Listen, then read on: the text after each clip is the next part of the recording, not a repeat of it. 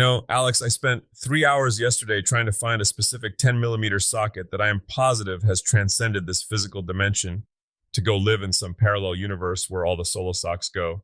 Oh, I saw that. You weren't just looking, you were performing a full forensic excavation of your toolbox. I half expected you to find a fossilized sandwich from the 90s. It wasn't that deep, but it did get me thinking. We spend so much time hunting for the small stuff. Meanwhile, the entire landscape of how we build things and who's paying for it is shifting right under our boots. Well, that's a heavy start for a Friday morning. But you're right, we're seeing some massive moves today. I'm looking at these numbers from Google and Meta and Tiger. They aren't just playing around with apps anymore. They're dumping serious cash into the dirt and steel world. It's about time. They finally realized that you can't run a virtual empire on a cloud that doesn't have a physical roof and a massive HVAC system to keep it from melting into a puddle of silicon.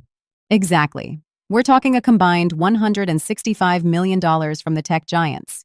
Meta's putting up the lion's share, 115, specifically for data center construction academies.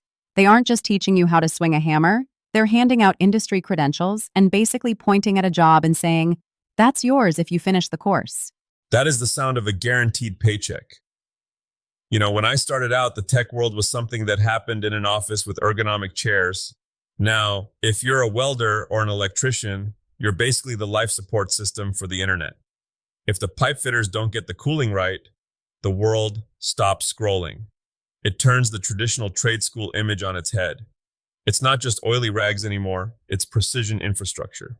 And the demand is wild because of AI. Every time someone asks a chatbot to write a poem about their cat, a server somewhere gets hot. And that heat needs a technician. If I were 20 years younger and looking for a path that didn't involve a mountain of student debt, I'd be sprinting toward those data center academy programs. They're often free. Imagine that, getting paid to learn a skill that literally ensures the lights stay on for the rest of civilization. Speaking of things that feel like the future, you've been hovering over that new 3D printer like a mother hen. Is that the stuff you were telling me about? The peak filament? Oh man, this stuff is the real deal.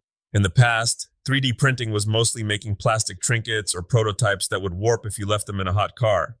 But peak, polyether ether ketone, if you want to be fancy at dinner parties, is a whole different animal.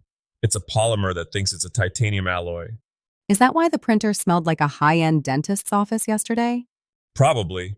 It needs incredibly high temperatures. You can't just run this on your basic starter machine unless you want to see your nozzle turn into a melted heap.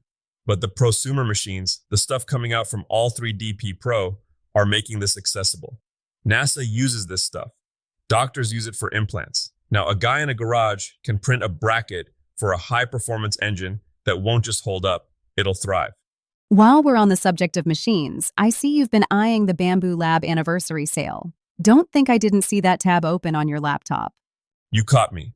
The P1S combo is down to 539 bucks for a machine that swaps colors automatically and actually works when you hit print instead of throwing a tantrum. That's cheaper than some of the table saw blades I've ruined by hitting a hidden nail. And what about that X1 printer? The all-in-one thing? I'm always skeptical of tools that claim to do everything. Usually they do 3 things poorly instead of 1 thing well. I usually agree. The Swiss Army knife of tools often ends up being a dull blade and a useless corkscrew. But the Pro-Colored X1 is actually solving a real-world headache. It's got a UV printer, a laser, and a sticker maker. But the secret sauce is the ink circulation. White ink is the bane of my existence. It's thick, it settles, and it clogs nozzles like old grease in a drain. This machine actually keeps it moving. For a small shop, doing custom branding or labels, not having to strip down your print head every Monday morning is worth its weight in gold. Speaking of worth its weight, let's talk business. The maker mogul side of things. I saw the latest marketing data for 2026, and it's a weird mix of the old ways still work and you better keep up. Let me guess. People are still shouting into the void on Facebook? Believe it or not, 86% of marketers are still there. But for makers, it's not about the feed anymore. It's the groups and the marketplace. It's the local buy-sell where Mrs. Higgins finds your custom cutting boards. But if you want the big fish, you have to move to the triple threat strategy. Sounds like a wrestling move. Close.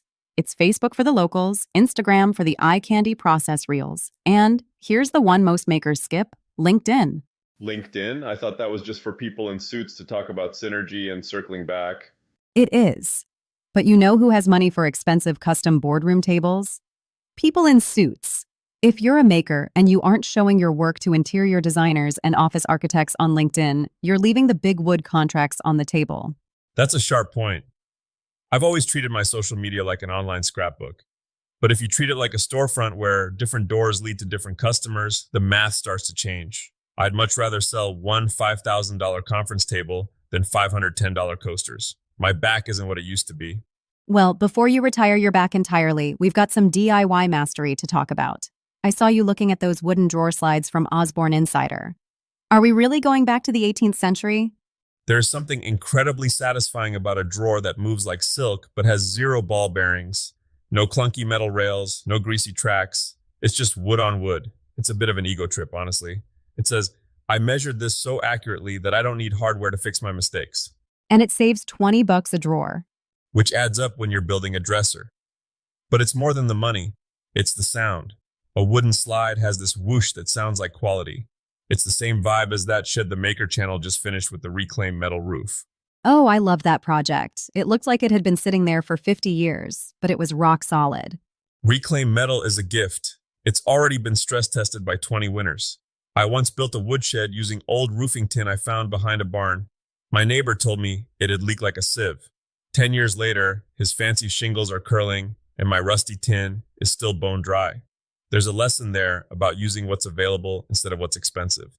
Speaking of expensive, did you see that YouTube tour of the $3.5 million Austin home? I know you usually hate those mansion tours. I do, mostly because they usually have more marble than taste, but I watched this one for the trim. The way they used shadow gaps and integrated lighting. You don't need a $3 million budget to steal an idea for a recessed LED strip in a hallway. I'm a big believer in scanning the high end to build the low end. You look at what the architects are doing with massive budgets, then you figure out how to do it with a router bit and a Saturday afternoon. A total heist of architectural concepts. I like it. Look, at the end of the day, whether you're printing aerospace grade polymers or just trying to make a drawer slide that doesn't stick, the goal is the same. We're just trying to be a little more capable than we were yesterday. And maybe finding that 10mm socket? Let's not talk about the socket. It's gone. It's with the gods now. But look, if you're listening to this, here's my challenge. Don't just consume the news. Take one of these things, whether it's looking into a trades program, trying a new material, or just cleaning up your LinkedIn, and actually move the needle. Well said. So what's the big Saturday plan, Tiger? Building a rocket out of PEEK? No, I think I'm going to go look at that reclaimed tin. Again, there's a garden gate that's been looking a little too new lately. Spoken like a true maker. Thanks for joining us in the Tiger Den today. Go build something worth talking about.